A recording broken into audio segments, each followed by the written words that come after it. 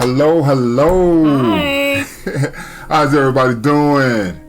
Hey, look, do you ever feel lonely in your relationship? Like, even when your spouse is right there beside you, they can feel like they're a million miles away.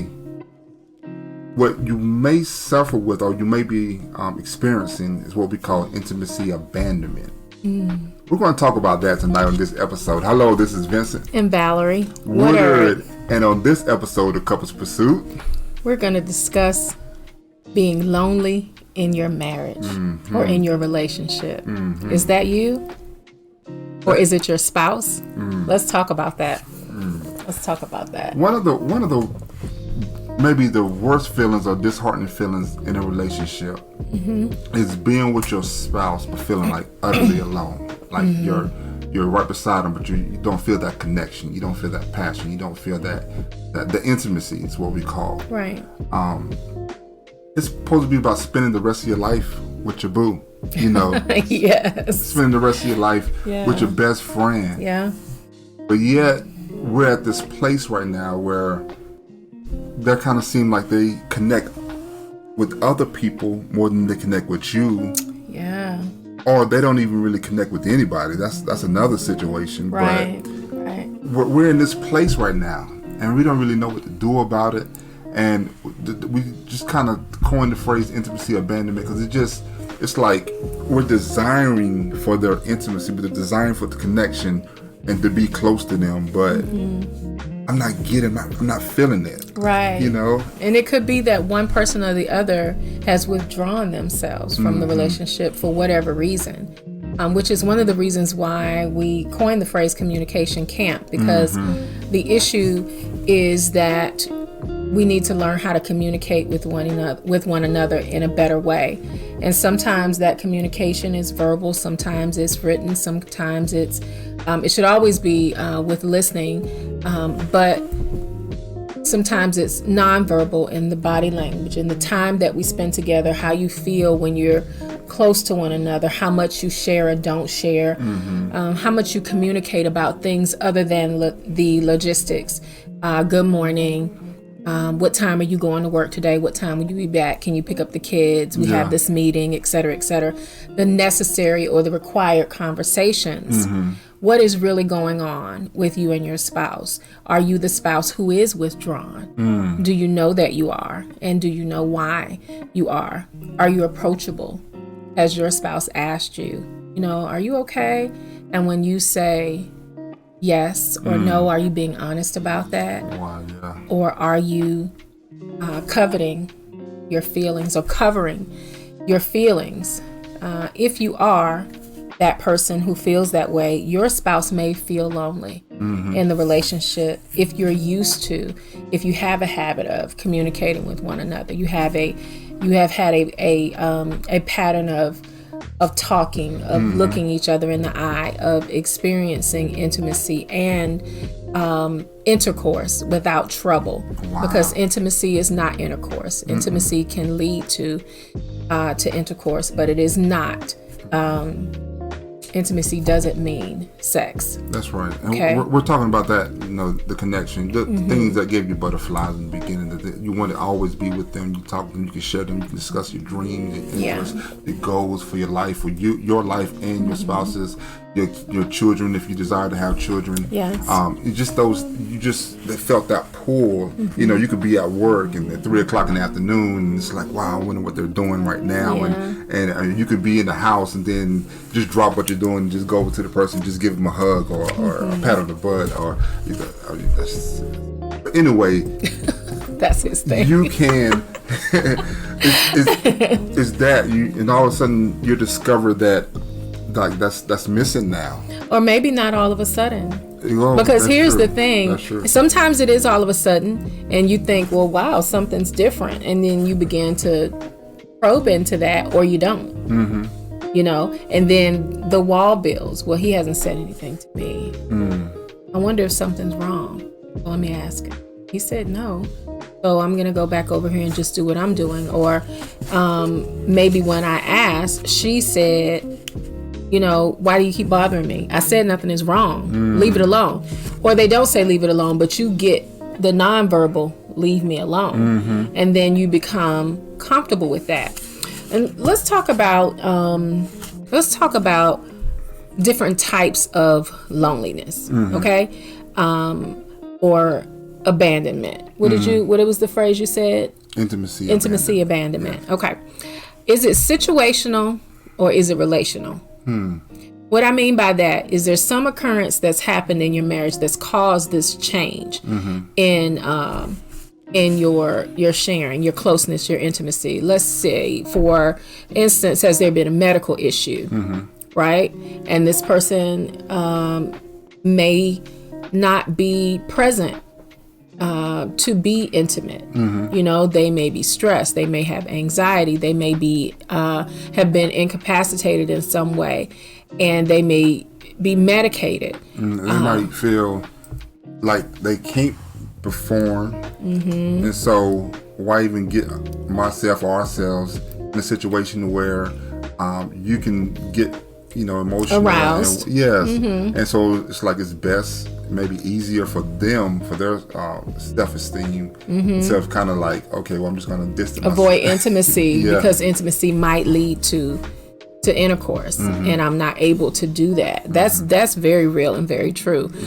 Do you have a spouse who perhaps is deployed, or they might be a doctor or a nurse, or they work some kind of schedule that conflicts with yours, and you've just gotten used to spending so much time apart that you just don't even try anymore? Wow. Or maybe not that you don't try, but that may be the thing that causes you to feel lonely. Is it scheduling? You know, sometimes even when we are quote unquote busy, we shouldn't be so busy that we don't make time for one another. It's amazing. You remember the interview we did with Dr. Bonnie, where she actually, and I forgot how long they are married. They're still married. Dr. Bonnie, I can't. But she said, anyway, she said she still schedules. I think 21 years. Okay. Yeah, something like that. They still schedule times out during the day to be intimate. People like, wow, that's just really going really far. But no, I think that if not scheduling, like put it on your clock or whatever, like eventually, me and my wife, we get so busy and doing what we're doing that we recognize that we haven't touched, we haven't kissed, we haven't really even like physically contacted one another, and we do that. We just, it's like, wow. You take a moment to connect. Yeah, so you have to. Yeah. And so sometimes we get busy and we forget that, wow, I haven't touched my wife all day. I haven't kissed my wife, and I'm able to. Yeah, I haven't had a conversation with him or her. And another thing that Dr. Bonnie shared with us was many connections, small connections that we make. It's not always what we say, because it's her advice that communication is not always the issue, but sometimes that we over communicate things, like we talk things to death. And there are other ways for us to relate to one another. And one of those things are the hugs, that 20-second hug, chest to chest. Yeah. Take the time to kind of drink each other in, if you would. And that's good, Yeah. And we do that, during the day, but to actually intentionally do that, say, hey, I just want to hug you, and just stay right there for a second. You know, it's like, wow, it feels good. Yeah, it gives you a moment to settle into. Wash the world away. This is my safe place. This is my partner. This is the person that I am one with. And we can't forget that. We should not allow anything to come between that. And so if you're feeling lonely, I think the first step is to evaluate, okay, why do I feel alone? Why do I feel lonely? Am I alone? Meaning physically, am I not with my partner? Okay, if I am with my partner and I still feel lonely, why do I feel that way?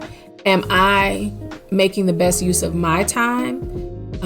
Is my partner very busy and occupied doing things, and I'm finding that I'm not? I'm just waiting for them to come home. Are you the person who expects your husband or your wife to fulfill your needs, and you don't do anything to fulfill your own needs? Do you not find time to do things with your day? Do you not have, not necessarily hobbies, but interest, and also hobbies, other things that will occupy your time that are healthy and productive and lead to your own autonomy, your own individuality. We should have that. My husband and I are one, but we have separate interests. That's right. And we have common interests. And it's up to us to manage our time and our day and not expect our spouse to, quote unquote, make us happy. So if we've made that evaluation and we're still having some issues, then I think that's a time when we can talk with our spouse and say, hey, I miss you. That's right. Don't be afraid to be vulnerable and say, I miss you. I want to spend time with you. How often do we just take 5 seconds? Look at me, babe. I'm going to count. 1, 2, 3, 4, 5. 5 seconds, right? How often do we take that long to look into each other's eyes? Or do we just take a glance and say such and such and such and go right back to what you're doing? Taking the time to connect, looking at each other eye to eye that's intimacy. And it's powerful. It is. Somebody let me know on the chat. Is it Facebook want to kick me? Oh no, I'm there. I'm good. Oh, we're back. Okay. Yeah, I'll see. We're having some issues. Giving me a little error. So okay. But that's so powerful. I recognized this a while ago to make eye contact when I come home from work, and I'm thinking, probably a whole bunch of things is probably going through my mind. I might be thinking about what I have to do once I get home. Maybe it's something I'm supposed to be doing around the house or whatever. But my wife hasn't really seen me all day. We might have spoken on the phone, we might have texted, but we hadn't really seen each other. So now we get to the place where we're actually in the same room, the same place, and then I want to be looking at my phone. I want to look in the refrigerator. I had to take the time out, having a snack. To and I might be hungry. All those things are true, right? But to actually slow down and turn and just look and hey, yeah, I see you. How are you today? Yeah, I see you. Yeah, and you know what happens in those moments is you get to check out my countenance, and I get to check out yours, and it's true. Are you okay? Did you have a good day? Or is everything all right? And most of the time, we know or no. Listen, let me tell you. And sometimes I'm good about not just, here's everything that's happened to me. And sometimes I'm not. I'm like, babe, listen. I'm feeling stressed, and let me go ahead and tell you about this. Let me get this off my chest. But I do try to be considerate of not just bombarding him with issues, and also with not being bombarded with issues. Because what I've learned is it's not fair to just take everything I'm feeling and put it on him. I need to take it to God in prayer. It's okay for me to share with him what I'm going through, but I can't expect him to solve all of my problems when he's just come from work dealing with everything that he is responsible for. We need to consider those things. So yeah, also, I think I might have mentioned another situational issue for loneliness might be medical. There could be some mental health issues that recur as a result of trauma. Is your husband or wife ill? Is there pre-senile dementia or dementia that's going on that causes illness?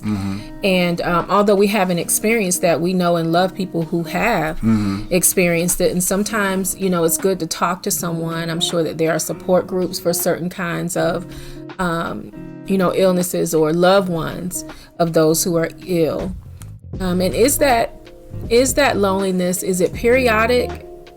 Or is it ongoing? Is it something that just began to happen, or is it something that's been happening for a long time? I recognize and admit that I use intimacy as a weapon. Like withdrawing myself from our relationship when we have argument. That was when you said periodic. Yeah. That's what I knew that I did, and I knew that was wrong. And she actually brought it to my attention. And I'm like, okay, well, I'm the guy, and here I am using sex as a weapon, or lack of sex, lack of intimacy as a weapon. Intimacy, yeah. And and I'm like, okay, well, I'm still upset. That's my whole argument for it. I haven't gotten over this. I'm still upset. I want you to know that.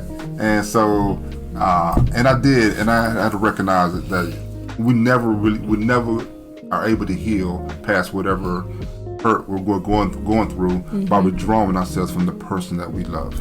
You have to have. God made us for a connection. He said it's not good for man to be alone. Right. And he's talking about both of us. Yes. It's not good for us to separate and withdraw and withhold intimacy from one another. Yeah. No. Well, that makes room. It makes room for error and judgment. It makes room for the enemy to come in when your husband or your wife may be vulnerable to past habits. You know, it is not an excuse to be unfaithful or to watch pornography or to do things that are unhealthy and unrighteous and unclean. It's not an excuse for that. However, we are believers and we make that known. We're Christians and we believe what the word says about our bodies not being our own, not in the sense that it is free for my husband to abuse or misuse me or vice versa, right? That's right. But what it does mean is that we have an obligation to one another to be available emotionally, mentally, physically, sexually also. We shouldn't withhold ourselves from one another. So thank you for being transparent about that, babe. I hadn't thought about that in the longest time, but I, on the opposite end of the spectrum, was the person who would never withhold myself from him, because I learned from watching other women do that. I thought, that's not loving. It is not kind. It is it's a weapon, and we shouldn't use our bodies or withhold our affection as a weapon. So when it was his way of being, it was really frustrating for me. It was hurtful to me because it was another level of rejection. So my question for you is, are you that spouse? Yes. Who withholds your affection? And if you are that spouse, or you are on the other side, like my wife said, receiving that, we want to give you at least 3 things. That there's counseling and so many other things that we can go down, but I want to leave this video with at least 3 things that you can try to, that can help the process, recognize the process. And that's number 1. Is to first recognize that we can't make them change. Like, you watch this video and I say, baby, you need to watch this video. You need to hear what they're saying. You can't make anybody do anything. Because God even gave us free will. Right. You're obligated to me. You're supposed to. If you can't do this, what are you good for? Yeah, that's not going to help you. That's not going to help you. Yeah, and telling somebody else what they're supposed to do for you, this is really not. That's step 1, is to realize that it will help you so much. It would bring some maybe not closure, but it would say you're not crazy. I'm not crazy for wanting this. It's okay to desire that. Don't get me wrong. I'm not saying that. And I believe you should have it. But you can't make anybody do anything. And do you really want what someone doesn't want to give you? That's another thing, because when it became an issue, it's like, well, I don't really want to be close to you if you don't want to be close to me. But what I want to know is what is your problem? Right? Like, what's going on? Because let's just be honest. The first thing that comes to mind is like, well, if you're not desiring me, are you being fulfilled somewhere else? That's the room. You say, leaves room for the enemy. Right. And fulfillment somewhere else doesn't always necessarily mean another woman. It doesn't always mean another woman or another man, because you can pick up your phone and find all kinds of things to look at to satisfy yourself if you're just looking for the physical fulfillment, the peak. You know what I'm saying? If you're just looking for the climax, okay, then you can get that. But that is not what love is. That is not what relationship is. That is not what intimacy is. That is not what marriage is. And it is only going to worsen your relationship. It's only going to widen your gap. If you have troubles with being intimate with your spouse, if there are medical, functional, biological issues that you're having, there are things that you can seek to supplement your intimacy. But those are things you should seek together. That's right. And not separately. That's number 2. Number 2 is to have the talk. To have a talk, a conversation with one another. sit down. It's really a safe space. Remember, we talked about that in the previous video.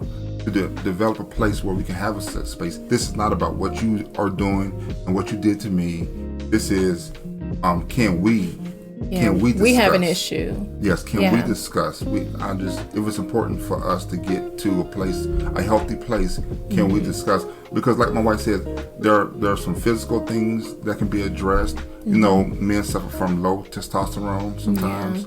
You know, you can get some shots, you can get some pills, there's some things, because sometimes a man can not want to be intimate if he think he can't perform. Like he can't fulfill the act, Right. He's not his old self, right? Or he might have never been that person. He might have suffered from a very long time and not really had the full benefit of having a right levels of testosterone in his body and his strength. Right. So there are some physical ones and emotional. Some things that my wife told me early on in our relationship, some things that happened to her when she was younger, and it wasn't until later in our relationship that I was able to open up. I ain't say able, I was always able, but the fact that I chose to open up about some things that happened in my childhood and growing up and so on and so forth. So there's some emotional things that we have to get past, but it can come out in the development. Once you can be like, oh. Yeah, it answers the question. And babe, I'm so glad you brought that up, because when we cover, I mentioned earlier, covering whatever is going on. If the person says, well, what's the matter? Nothing's wrong with me. I just don't feel like it, or you just don't turn me on, or whatever. Sometimes we will push the other person away to cover ourselves. We'll make it seem like it's you. It's not me. Well, if you look better, maybe if you change your hair, if you lose some weight, if you do, it's not right, but it is true. These things do happen. And we have to remember that men and women are more alike than they are different. Yes, it's my opinion. You may feel differently. Physically, biologically, all of the anatomy is different, but we all have the same set of feelings and emotions that we express in a different way. That's right. But like my husband said, he went through some things when he was a child. I went through some things when I was a child. I've always been very vocal about that, because I realized years ago that what happened to me was not my fault, and that I needed to heal from that. But I also realized that they were side effects that were meant to cause a rift between my husband and myself in our intimate life, in our sex life. I was supposed to be shut down because of the trauma that I had suffered from being hurt sexually, from being molested. And so I think that's one reason for me I was so proactive about, you know what, I'm not going to allow this to destroy what God meant for me to enjoy with my husband. And I had to come to that place of understanding, so that it didn't ruin my relationship, because I wanted to be married. I wanted to be in love. We both are affectionate people. We desire to be intimate. And I wasn't going to give the enemy a foothold in our life in that area. Now, I also wasn't going to be mistreated, which is why we came to the place of, listen, sir. Yes, we had to talk. You need to tell me something. Yes. It wasn't just one. She uncovered a little bit. She got a peel.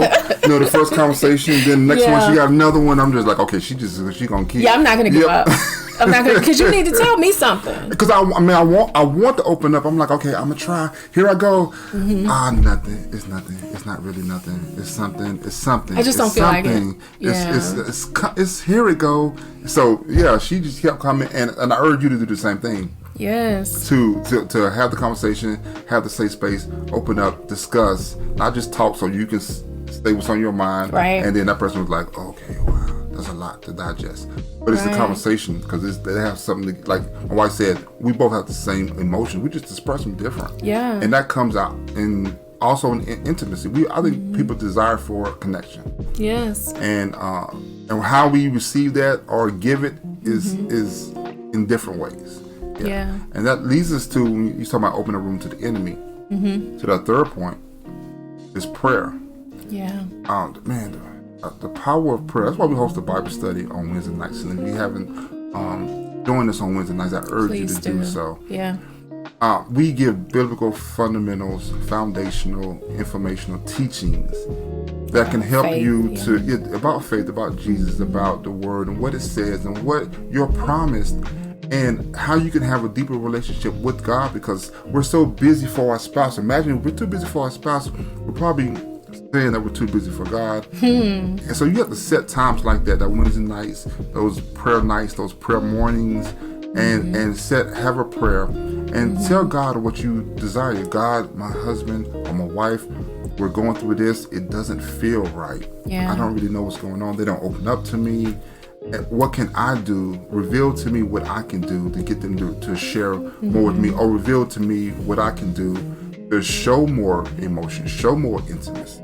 And when you mention that finally, you shared with me some things that were going on with you, I felt a shift in our intimacy, in our closeness, because you no longer had to cover that thing, and you could share with me what it was. And so that brought me closer to you.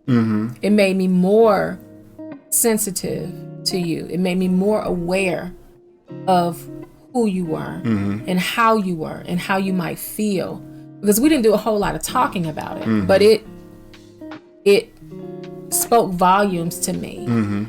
And those are the things that are supposed to happen. You're supposed to get closer as time goes on, not farther apart. And women, I want to caution you, when your husband shares with you the things that are near and dear to his heart, please be prayerful about what you say, about how you respond, because the be a man, suck it up, men don't cry, you're supposed to be tough, all of that is a bunch of baloney, malarkey, garbage, whatever you want to call it. It is necessary for us to make a soft place for them to lay their heads. But they never have to hear about it. It's force-fed, though. Those things are kind of force-fed to us as a child growing up. I caught myself even saying that to my grandson one time, and I said I was not going to say it again, because he's not supposed to just suck it up. No. Why? He's crying. Yeah.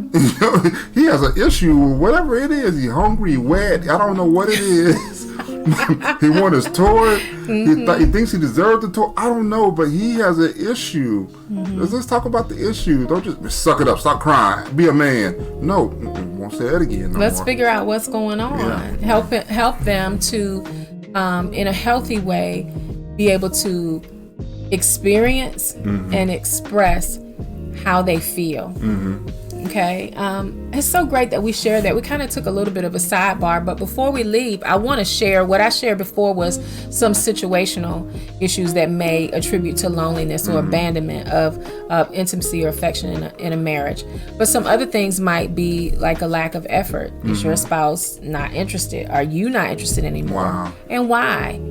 Is there a lack of interest? Why are you not interested? Are you occupied with other things that may be taking your time and attention from your spouse? Have you just gotten used to not spending time, and you're okay with that? Is there conflict in the marriage?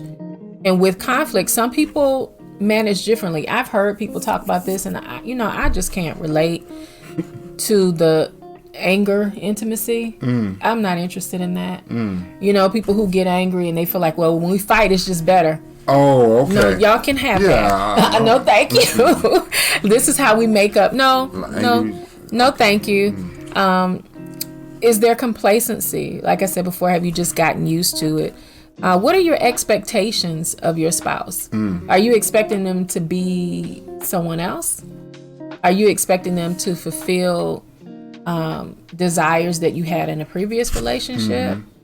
Do you expect your spouse to make you happy? Yeah. Do you expect them to fill all your time? Do you sit and wait for them to, fulfill you? Yeah. Do you have like interest of your own? Why can't you be like? I mean, you might not say that. Don't say that. Please don't say that. You're like, how come they can't be more like such and such? Yeah. I can't know because you said in your heart, but it comes out through your actions. All that.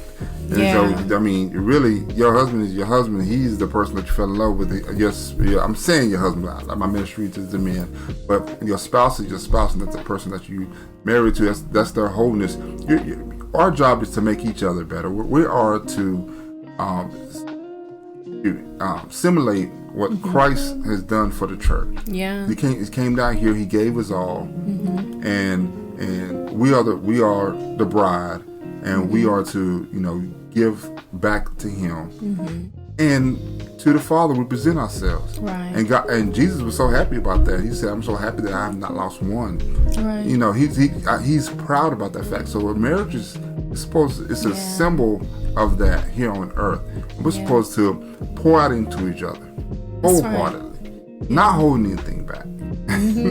That's so good. And the other thing I wanted to say was this, is that, when you mentioned comparing your spouse, that lowers the self-esteem of a person quickly. A man may not show it, but when you tell him you should be more like such and such, that hurts his feelings or it makes him angry. But I would dare to say, if he shows anger, it's because his feelings are hurt. Wow. That you have compared him to somebody else. So everything, whatever I do for you is not enough. I actually have had the responsibility of telling a Christian brother, do not compliment me like that in front of your wife. Do not tell her she should do anything like I do. That's disrespectful. I appreciate that you appreciate how I operate, but that is not how you're going to get what you need from your wife. You have disrespected her, you've dishonored her, and you have hurt her feelings, and you need to go fix that. Yeah. You need to go take care of that. Because that's your bride. Like you said, we are the replica or the image, of Christ, and the church, is the example for the husband and the wife. Exactly. The church being the bride and Christ being the bridegroom, him being the bridegroom and me being the bride. That's right. He's supposed to cover me and protect me.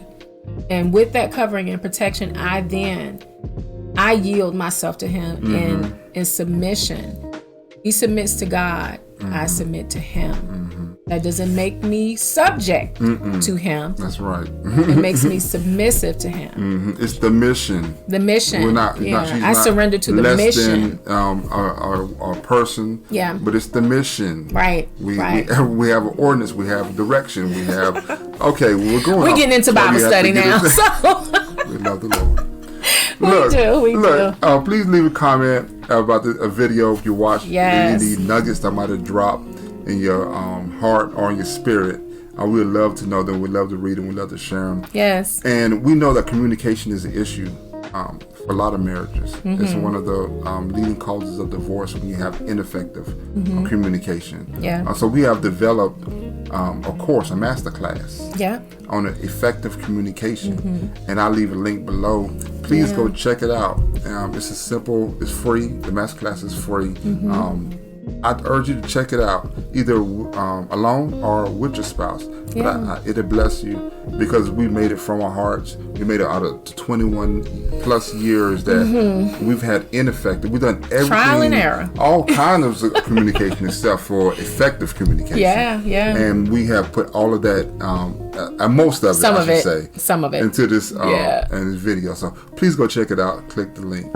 Yeah. Also, my husband said, leave a comment. If you and your spouse or you're the spouse who desires to change, or, if you desire prayer, if you desire a conversation, a consultation, reach out to us at the link below as well. And we're happy to do that for you. We thank you for tuning in and listening to what God has given us. We do this out of love and honor and appreciation for the fact that God could take the mess that we had and turned it into the miracle that our marriage is today. We truly love each other and want to spend time with each other, and we've finally gotten to the point where we don't fight anymore. We don't argue. Doesn't mean that we agree about everything, but we discuss what we don't That's right. agree about, and then we make the decision to find peace. Amen. Within that. And so and within that and before that, we're going to come through whatever this issue, whatever's head on, whatever's been discussed at the table. Let's talk about it. We're going to come through. Yeah. Because we have purpose, and we are designed to be one, whether we acknowledge it or not. The vows that we made, the covenant that we made before God, made us a threefold cord. The Holy Spirit is the one who we say our vows to. You know, he holds us together, and it doesn't benefit us to try to pull ourselves apart because we disagree. That's right. That's painful, it's unnecessary, and it's only going to benefit the enemy. The three things that we talked about in the video, urge you to go back and replay it, watch it. Also, the Effective Communication Masterclass, you know, take a look at that, see if that's something that can help. And if you desire for a consultation with us, we offer a free 30-minute consultation. And, you know, some people can take that and run. And we have people that's been on vacation, they stuff been healed. And then sometimes, you know, you need more. You need more. And we have other packages for that. So thank you for tuning in. Thank you so much. And until next time, may the Lord bless you, may he keep you, make his face shine upon you, be gracious to you, and give you peace. We'll see you next time on Couple Pursuit Live. Bye.